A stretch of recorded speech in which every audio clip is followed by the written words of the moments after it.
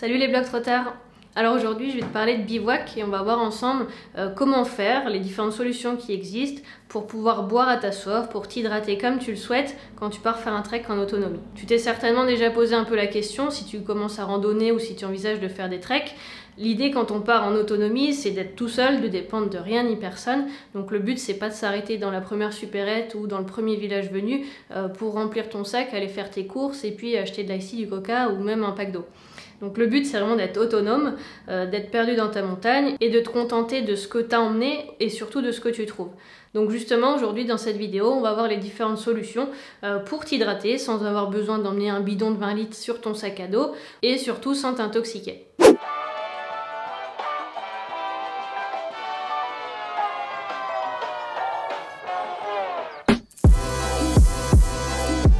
Alors juste avant de te parler des différentes solutions qui existent, j'en profite juste pour te dire que toutes les semaines j'envoie des emails avec plein de conseils, plein d'astuces, plein de bons plans, un peu comme ceux de la vidéo d'aujourd'hui.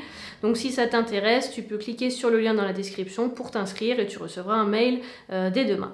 Alors c'est parti. Donc quelles sont les différentes solutions pour t'hydrater, pour boire à ta soif pendant ton trek? Donc la première solution c'est de faire bouillir de l'eau. Donc pour ça il faut que tu aies récolté de l'eau avec ta gourde ou ta popote, soit dans un ruisseau, dans un torrent. Et l'idée ça va être de la faire bouillir pour éliminer tous les contaminants qui se trouvent à l'intérieur. Alors, c'est pas la méthode la plus pratique parce que déjà il va falloir que tu puisses faire un feu, ou si tu peux pas faire un feu, il faut au moins que tu aies un réchaud avec du gaz ou un réchaud à alcool pour faire chauffer ton eau. Donc c'est pas la technique la plus simple, c'est pas aussi la technique la plus efficace parce qu'il faut savoir que ça permet pas d'éliminer les contaminants chimiques. Si tu prends ton eau avec ta popote au niveau d'un cours d'eau qui passe pas loin d'un champ qui a été cultivé, voilà, de nos jours on utilise quand même de plus en plus de pesticides. Ces pesticides vont se retrouver forcément dans l'eau que tu vas récolter et tu auras beau la faire bouillir 15 minutes, 20 minutes, ça servira absolument à rien, les contaminants chimiques resteront à l'intérieur. Donc ça c'est quand même pas terrible. Vraiment faire bouillir ton eau ça va permettre d'éliminer les bactéries, les virus, les protozoaires, les amibes, les choses comme ça, mais pas tout ce qui est chimique. Après, c'est une technique qui marche quand même relativement bien. Si tu es perdu à la montagne, il y a quand même peu de chances pour que ton eau soit contaminée. Donc ça va bien fonctionner. Il faudra juste faire bouillir ton eau 2-3 minutes pour éliminer quasiment tout ce qu'il y a dedans. Alors la deuxième solution, c'est d'utiliser ces petites pastilles, des pastilles de micropure. Donc c'est la molécule, c'est l'hydroclonazone. C'est des petits comprimés, comme les comprimés, les cachets que tu prends. Je vais te montrer à quoi ça ressemble. Tac. Donc c'est des petites tablettes comme ça, et en fait chaque petit comprimé va permettre de purifier 1 litre d'eau. Donc dans chaque litre d'eau, il va falloir que tu mettes un comprimé. L'inconvénient c'est qu'il va falloir que tu attendes 2 heures pour que l'eau soit purifiée. Alors l'avantage c'est que ça permet d'éliminer 99,99% des bactéries, virus, amibes, protozoaires et tout ça, tout ce qui est pas bon pour ton organisme. Mais il va falloir que tu attendes 2 heures entières avant de pouvoir la consommer. Autre inconvénient des pastilles micropures, c'est que ça laisse un goût un petit peu chloré à ton eau. Donc pour ceux qui sont un peu sensibles au goût des eaux, voilà, ça laisse un goût pas terrible. Après, ça permet quand même de dépanner, c'est pas mal. Et dernier inconvénient des pastilles micropures, c'est que forcément ça va purifier, ça va enlever tous les micro-organismes qui se trouvent à l'intérieur de l'eau. Après ça va pas la filtrer.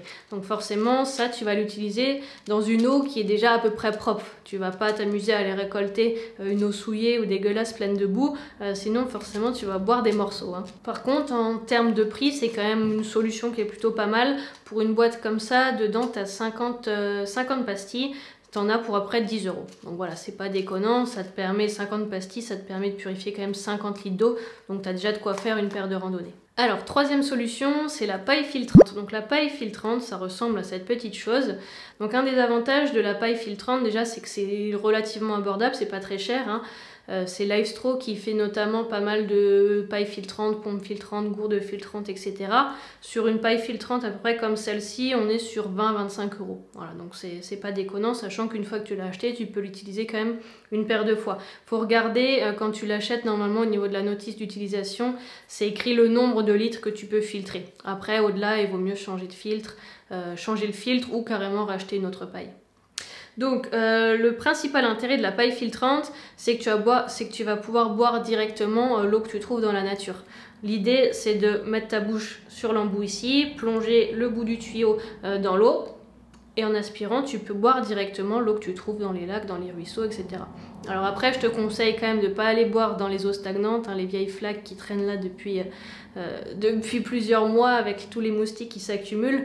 L'idée, c'est quand même de boire au niveau d'une eau qui stagne pas, justement, qui s'écoule, pour qu'elle soit renouvelée et qu'elle soit quand même pas trop dégueulasse. Donc avec les pailles comme ça, tu filtres pareil, hein, c'est à peu près le même principe que pour les pastilles, sauf qu'au lieu d'être une filtration chimique, là c'est une filtration mécanique. Ça va te permettre d'éliminer 99,99% des bactéries, des virus, des amibes, des protozoaires, donc tout pareil.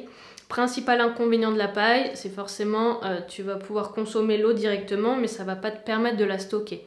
Donc en utilisant une paille comme celle-ci, tu vas pas pouvoir remplir ta gourde ni ta popote, et donc ça te permettra pas de cuisiner. Sauf si tu comptes aspirer, recracher, bon voilà, c'est pas terrible, c'est pas le produit le plus adapté.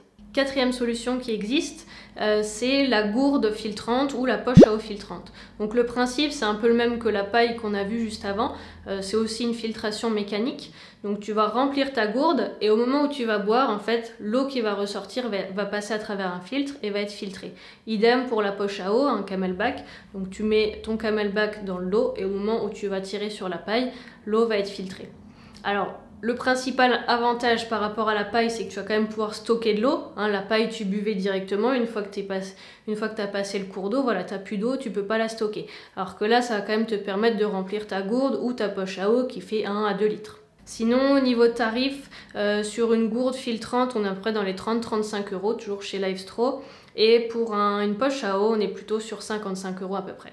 Et enfin, la cinquième et dernière solution que je te présente aujourd'hui, c'est la pompe filtrante. Donc la pompe filtrante, ça ressemble à ça.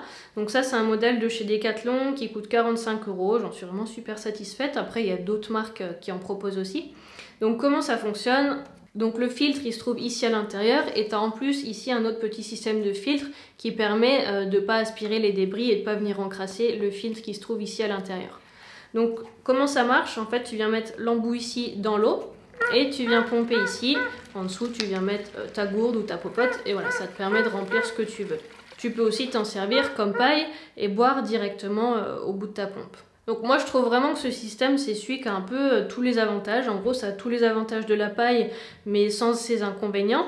Hein, donc comme tous les autres modèles de filtration, ça te permet d'éliminer quand même 99,99% des micro-organismes aussi. Ça te permet de boire en instantané, hein, directement au bord de l'eau. Ça te permet de stocker de l'eau, donc tu vas pomper, tu vas pouvoir remplir ta gourde ou ta popote et c'est de l'eau que tu vas ensuite pouvoir utiliser pour cuisiner, pour boire plus tard. Petit inconvénient de ce type de pompe, c'est que ça peut vite s'encrasser ici au niveau du filtre, forcément, évite de le faire, évite de plonger la partie là tout au fond de l'eau parce que ça va aspirer tous les débris qui se trouvent au fond, les petits grains de sable, etc. Et ça risque de rapidement s'encrasser. Après, c'est plutôt bien foutu, ça se dévisse, ça se démonte, tu peux nettoyer le filtre et ensuite le remettre. Voilà, donc je t'ai présenté 5 solutions pour que tu puisses boire de l'eau pendant tes treks en autonomie, sans avoir besoin de stocker des litres et des litres et sans t'intoxiquer.